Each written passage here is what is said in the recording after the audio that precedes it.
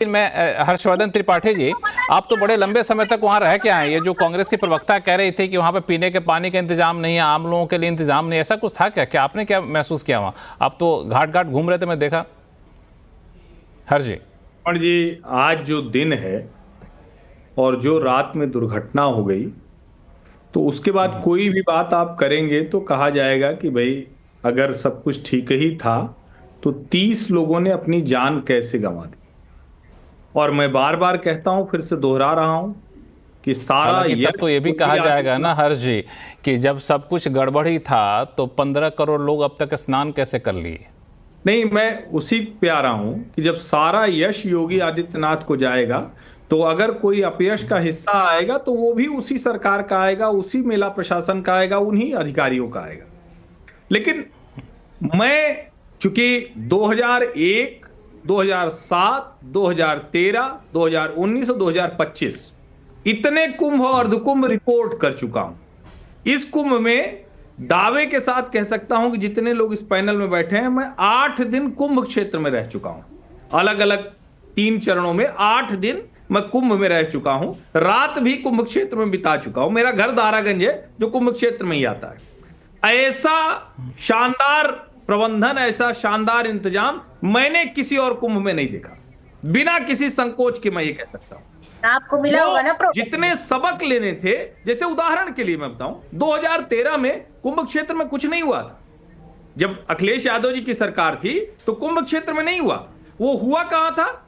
प्रयागराज जो Allahabad junction railway station था, वहां ट्रेन का कुछ प्लेटफॉर्म बदल गया था, अफरा तफरी मची और उसमें 45-46 लोगों की जान चली गई, 100 के ऊपर लोग घायल हो गए।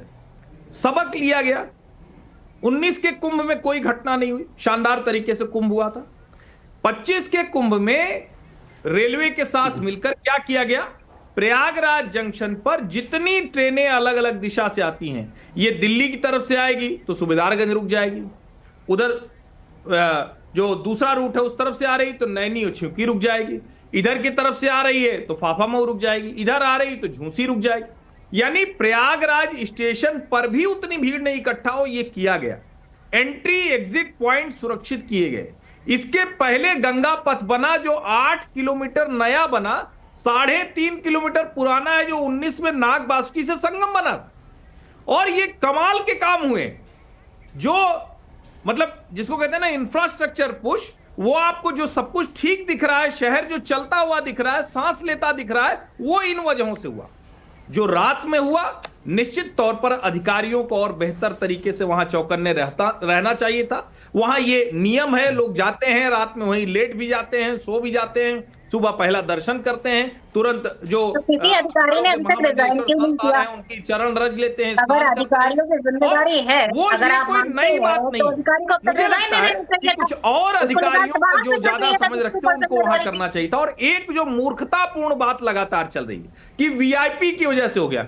अरे भाई, पिछले 3 दिनों से कोई वीआईपी नहीं है वहां, किसी तरह का कोई वीआईपी पास। पता नहीं कौन मूर्खतापूर्ण बातें लोग लगातार करते रहते हैं। मैं देखता हूँ लगातार कहा जा रहा है वीआईपी। आपको नहीं पता चलेगा, आपको इसीलिए तो पता नहीं चला। बात कोई वीआईपी नहीं है। जब चलना पड़ता है, जब आप आलोचना ऐसा करते हैं, अच्छा लगा। ठीक है, सुनील यादव जी समाजवादी पार्टी के प्रवक्ता, और इनको करना भी चाहिए। राजनीति कर रहे हैं, कोई और काम थोड़ी नहीं कर रहे हैं। भाजपा होती तो वो भी यही करती, लेकिन उन्होंने कोई ऐसी टिप्पणी नहीं की जो उनको इसका मतलब कुछ तो पता है ना।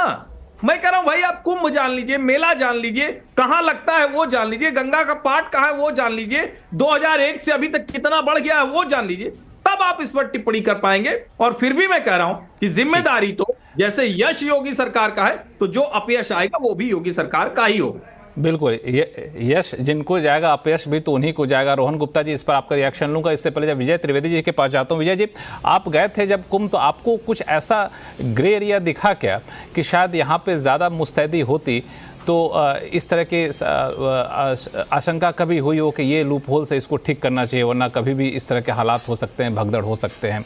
आपने कभी इस चीज़ को महसूस किया वहाँ पे? लक्ष्मण जी, देखिए, एक तो बहुत बड़ी व्यवस्था, बहुत बड़ा कुंभ, बहुत बड़ा आयोजन था, इसमें कोई शक नहीं है। और जब कुंभ होता है, व्यवस्था होती है, तो अव्यवस्थाओं की संभावनाएं, आशंकाएं भी बनी रहती है। मैं और हर्षवर्धन जी रात भर घूम रहे थे, दिन भर भी वहां पर घूम रहे थे, हम दोनों भी साथ थे, दोनों ने भी स्नान साथ किया और बहुत सारे लोग थे। लेकिन एक बात ये कहना जिससे मैं बहुत सहमत हूं कि व्यवस्थाओं की जिम्मेदारी योगी आदित्यनाथ जी पर थी, उनकी सरकार पर थी और उनको श्रेय मिल भी रहा था 1 महीने से। तो अब जब अव्यवस्था हुई है तो उसकी दोष, उसकी जिम्मेदारी भी उनको लेनी पड़ेगी, इसमें कोई शक नहीं है। दूसरी बात मैं ये कहता हूं कि सवाल खड़ा करना को सियासत कहना, मैं इसे थोड़ा सा वो मानता हूं, ज्यादती मानता हूं। कोई भी सत्ता पक्ष में हो ना, वो यही कहता है कि ये जो लोग हैं वो सियासत कर रहे हैं। सियासत क्या होती है? सवाल करना सियासत नहीं होती। रोहन जी को सवालों का जवाब तो देना ही पड़ेगा, पहली बात। दूसरी बात, वहां व्यवस्थाएं बहुत अच्छी थी, बहुत काम किया गया, बहुत सारी बातें हैं और मैं इससे सहमत हूं कि कोई वीआईपी मूवमेंट, बल्कि हम लोग वहां पर देख रहे थे कि वैसे भी मतलब मौनी अमावस्या को छोड़िए, सैटरडे संडे को वहां पर कोई भी पास, कोई भी वीआईपी के जो मूवमेंट है उसको खारिज कर दिया गया था, रोक दिया गया था। मैं अभी 3 दिन पहले ही लौटा हूं, तो वहां पर 3 दिन पहले ही इलाहाबाद प्रयागराज जो आने वाले रास्ते थे वहां पर बसों को, गाड़ियों को रोक दिया गया ताकि शहर में नहीं। दूसरा, यदि आप वहां गए हो तो एक बहुत अच्छा बात थी कि इलाहाबाद शहर, यानी जिसे प्रयागराज आजकल हम कहते हैं, हम इलाहाबाद से आदत में पड़ा हुआ है, प्रयागराज शहर और प्रयागराज का जो कुंभ का स्थान है वो दोनों अलग अलग हैं। और इतना बड़ा पार्ट है वो, 10 किलोमीटर का गंगा का पार्ट है जिस पर दोनों तरफ प्रयागराज के कुंभ की व्यवस्था की गई है, वो सारा रहा। लेकिन जो रात की बात है उसमें मैं थोड़ा सा जोड़ दूं कि जो पंटून पुल्स बने हुए हैं, जिन्हें आप पीपा पुल कहते हैं, वहां पर रात को लोगों को रोक दिया गया और वो 7-8 घंटे लोग वहां रहे, तो वो शायद बेसब्र हो गए।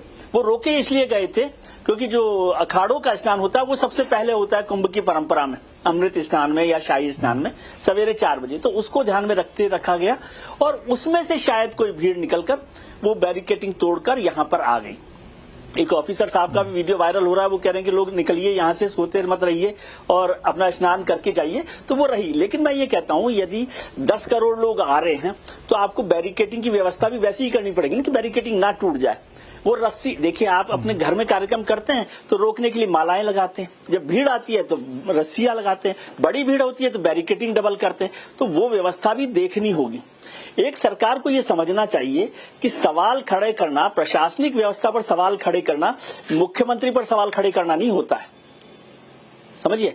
और जब मुख्यमंत्री जी ने जुडिशियल इंक्वायरी अनाउंस की है जिसमें जुडिशियल जज भी हैं, आईपीएस भी है, आईएएस भी है रिटायर्ड, तो इसका मतलब उनको भी समझ में आ रहा है कि कोई चूक हुई है और बिना चूक के तो ये व्यवस्था नहीं हुई ना। इसलिए ये समझना कि कोई आप पर हमला कर रहा है, ऐसा नहीं है। और मैं एक और बात और समझता हूं कि ये हमेशा कहना कि हादसे से सबक सीखेंगे, ये हमेशा अपने हादसे से सबक सीखने की क्या जरूरत है। 2013 में जो हादसा हुआ जिसका हर्ष जी ने जिक्र किया कि रेलवे स्टेशन को ठीक किया गया, अभी प्रियंका जी कह रही हैं उनको याद नहीं, 1986 में कांग्रेस की सरकार थी, 200 लोग मारे गए थे उसमें चीफ मिनिस्टर की एंट्री पर। 1954 में जो आजादी के बाद पहला कुंभ हुआ था, जब जवाहरलाल नेहरू और राजेंद्र प्रसाद यानी राष्ट्रपति और प्रधानमंत्री दोनों एक दिन वहां पहुंच गए थे, तो भगदड़ हो गई थी, 1000 लोग मारे गए, 1000 लोग, समझे। तो वो सब चीजों से सीखते हैं, अभी भी सीखा होगा, कुछ होता है, लेकिन बेहतर होता कि कुछ और हमेशा सुधार की गुंजाइश तो रहती है। और मैं ये भी नहीं मानता, क्योंकि मैं मुख्यमंत्री जी के उस व्यवस्था को देख रहा था कि वो 24 घंटे इस पर निगरानी कर रहे हैं। मतलब मैंने ऐसे मुख्यमंत्री कम देखे, हो सकता है कि वो संत हैं, योगी हैं, इस वजह से, लेकिन वो लगातार कर रहे थे। और सब व्यवस्थाओं में कुछ न कुछ अव्यवस्था हो सकती है। मैं व्यवस्थाओं को 2 तरीके से देखता हूं प्रशासन में, एक तो अव्यवस्था हो जाए, दूसरा जब अव्यवस्था ना हो, इसकी व्यवस्था होनी चाहिए, प्रशासन की सबसे बड़ी कामयाबी है। लेकिन यदि अव्यवस्था हो जाए या हादसा हो जाए तो उस पर आपका रेस्पॉन्स टाइम क्या है। तो उस मामले में मैं 10 में से 9 नंबर योगी सरकार को या जो भी प्रशासन है उनको दूंगा कि आधा घंटे में वो क्विक रेस्पॉन्स में। बिल्कुल, इस चीज को मैंने शो के शुरुआत में ही लक्ष्मण जी आप बाहर विजय जी मैंने रखा था, समझ में आएगा बात।